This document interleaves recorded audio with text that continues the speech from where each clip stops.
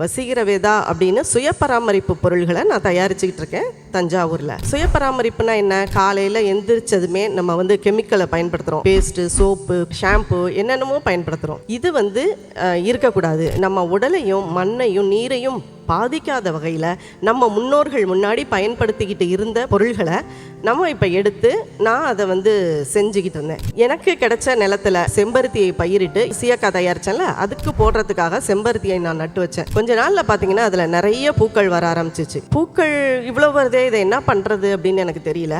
அதுக்கப்புறம் நான் கற்றுக்கிட்டேன், அந்த பூவில் நம்ம டீ போடலாம், அதில் ஒரு ஹேர் பேக் தயாரிக்கலாம், இல்லை ஒரு குல்கந்து தயாரிக்கலாம் அப்படிங்கிறத நான் கற்றுக்கிட்டேன். எதுக்கு இதை சொல்ல வரேன் அப்படின்னா, எல்லாமே தெரிஞ்சுக்கிட்டு நம்ம தொழில் ஆரம்பிக்கணும் அப்படிங்கிற அவசியம் கிடையவே கிடையாது. நமக்கு என்ன தெரிஞ்சிருக்கோ அதை வச்சு நம்ம முதல் படி எடுத்து வைப்போம். பிஸ்னஸ் பண்ணணும் அப்படின்னு நினச்ச உடனே நீங்கள் எல்லாம் நினைக்குவீங்க நிறைய பொருளாதார வசதி இருக்கணும் அப்படின்னு. அதெல்லாம் கிடையாதுங்க. உங்கள் பாக்கெட்டில் இருக்கிற பணம் போதும்.